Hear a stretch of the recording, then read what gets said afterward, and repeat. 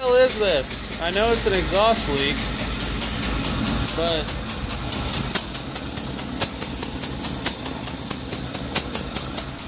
can't tell if you're on the phone, but over here it sounds like it's coming from the left, from the back. And I go over here and it's coming from the left. I've got my smog holes plugged.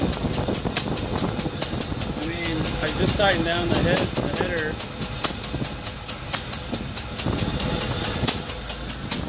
Might be coming from my top O-ring right there, but it sounds like one cylinder.